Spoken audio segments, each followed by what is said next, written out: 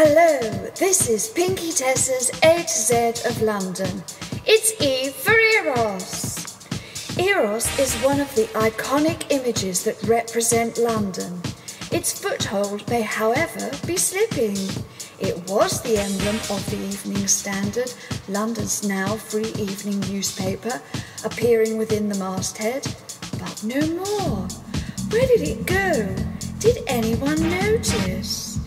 Eros disappeared with the newspaper's relaunch on Monday the 11th of May 2009. Stephen Brooke of The Guardian, he noticed. Eros has been dispatched to the comments page, a regular on page 14.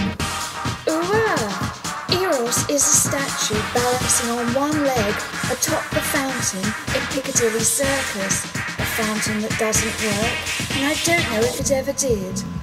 Eros and his fountain used to stand middle of the circus, but to create a greater traffic flow, it was repositioned to the south side of the circus in the 1980s. Today, it represents a place where people meet, gather, and sit down for a bit. Heavens to Betsy only knows why. This monument was erected as a memorial to commemorate the philanthropist Anthony Ashley Cooper, 7th Earl of Shaftesbury, in 1893. Although I have repeatedly referred to the statue as Eros, and I am not alone in that, the statue is actually a representation of Anteros, Eros' brother. They were Greek mythological gods.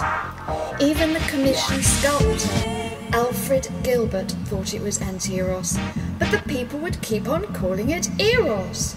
The Westminster City Council thought it was of Anteros. It says so in the records.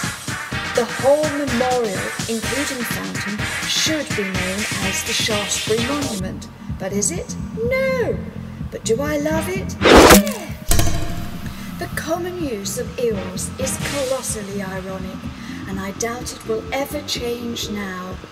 Anteros is the god of selfless love, reflecting the Earl of Shaftesbury's philanthropic nature, whilst Eros represents the god of sensual love. In the case of the Earl, quite inappropriate. Mind you, who wouldn't get a philanthropist muddled up with a philanderer? I just love it. With it all going horribly wrang in the name department, some sober-minded Christians tried to rename the statue the Angel of Christian Charity. But as it rather trips off the tongue too easily, it really didn't catch on. So with all that hullabaloo going on, no one seemed to really notice Eros was nude and placed in the vulgar side of town, again sullying the good name of the very respectable Earl. It seemed the attention of the day was elsewhere, and Gilbert just got away with it. Don't you just love it? Gilbert seemed to have the knack for knowing that a new zeitgeist was the order of the day. With the growing aversion to the Gothic monstrosities, Prince Albert was right, you know. The great unwashed and the well-washed were up for something new. Besides, Eros was beautiful and decorative. And who doesn't just love that?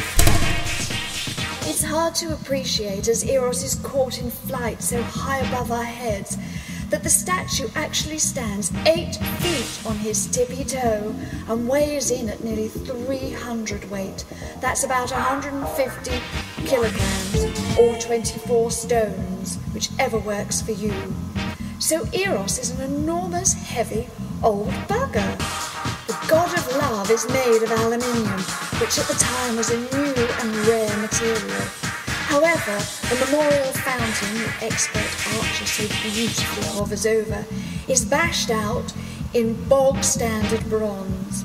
The whole piece is hugely characteristic of Gilbert's work. He worked in the area of new sculpture, the Art Nouveau style. How fabulous is that? The fountain is very ornate, includes heads and part figures of children or cherubs, not appreciated from a distance. Gilbert was much taken by the juvenile form as witnessed in this piece, and I was very much taken with how smelly and dirty it was close up. How horrible is that?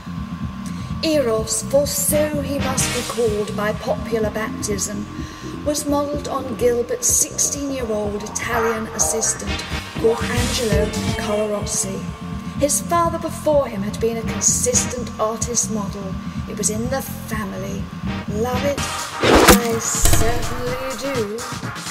During World War II, the archery expert Eros was removed and replaced by advertising hoardings. By 1948, when everyone was perfectly convinced the war was truly over, but not necessarily forgotten, Eros went back to his duties, prancing about high above the circus.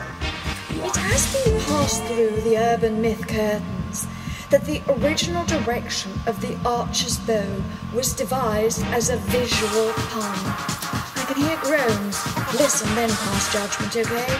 Supposedly, the direction would have the arrow penetrating Shaftesbury's Avenue. Ooh. However, there is no evidence that was the original direction. And thirdly, the direction of the arrow is believed by most sensible historians to have been the Earl's country seat in Wimborne, St. Giles, Dorset. Almost as hilarious, really, but I just love it. The streets leading on and off the circus are in order: Piccadilly, Regent Street, Glasshouse Street, Shaftesbury Avenue, Coventry Street, Haymarket and Lower Regent Street.